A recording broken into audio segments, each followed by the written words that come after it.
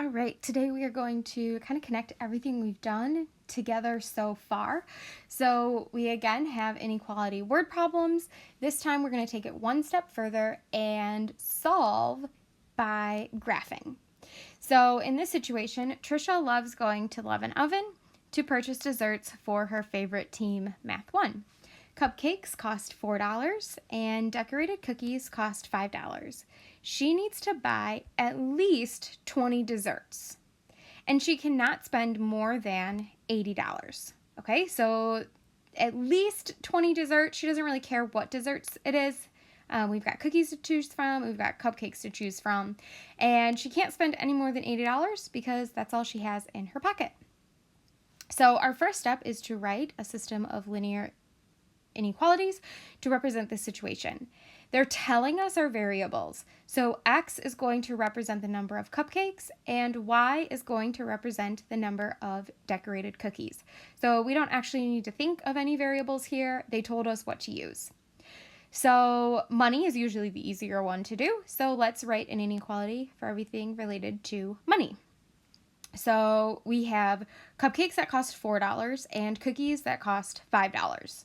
So 4x, x being the number of cupcakes, and 5y, y being the number of cookies.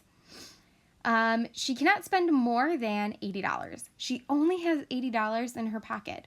So everything that she buys needs to be less than or equal to the $80 that are in her pocket. And then for the other one, she needs to buy desserts. So the number of desserts will be our next inequality. So she needs to buy at least 20 desserts. Again, like I said, she doesn't care what kind of dessert she's buying. She's just buying cupcakes and cookies. She needs at least 20. So let's say there's 20 people on her Math 1 team. She needs to buy at least 20 because what if somebody brings a friend and all of a sudden there's 21 in the room? Or what if somebody wants a cupcake and a cookie? Or 2 cookies. So she wants to buy at least 20 desserts.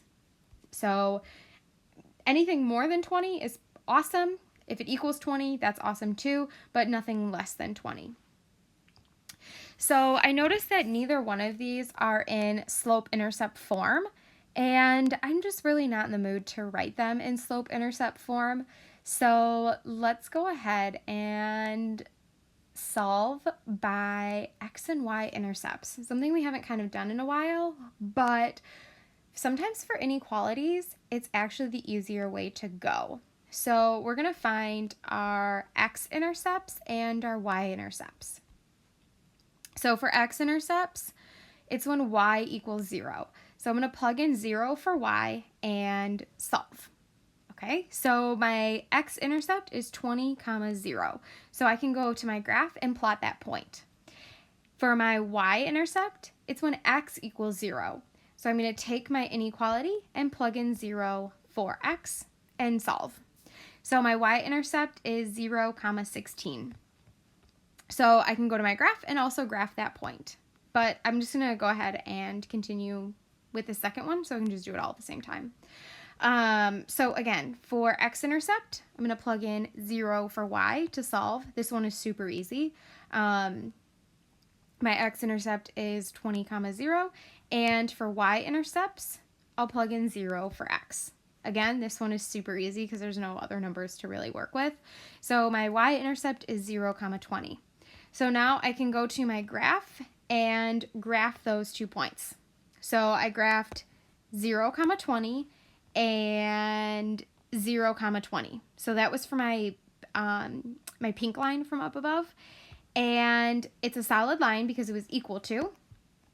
And greater than will signal that I'm going to shade above that line.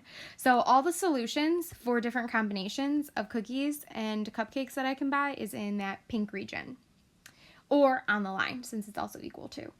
Now for the money one, I can go ahead and graph my 2 intercepts, so my x-intercept and my y-intercept. So 20, 0 and 0, 16.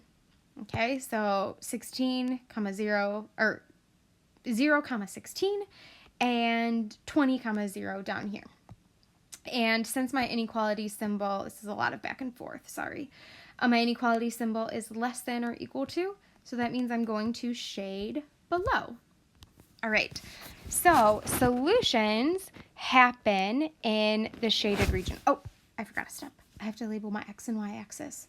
Okay, X represents the number of cupcakes. Y represents the number of decorated cookies.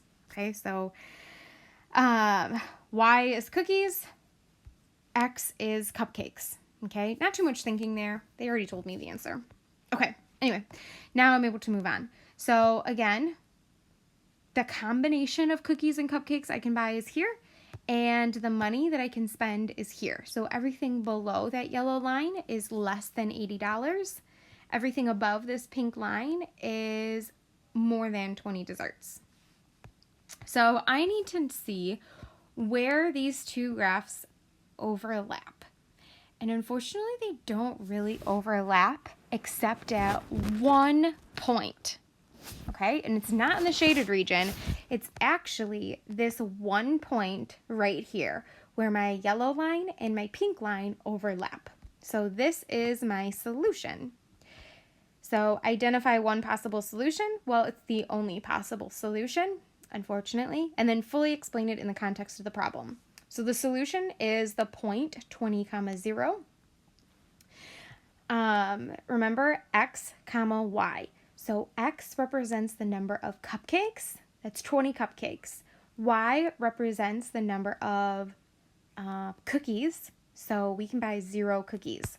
So in this case, she can buy 20 cupcakes and 0 cookies. She would have at least 20 desserts and spend no more than $80.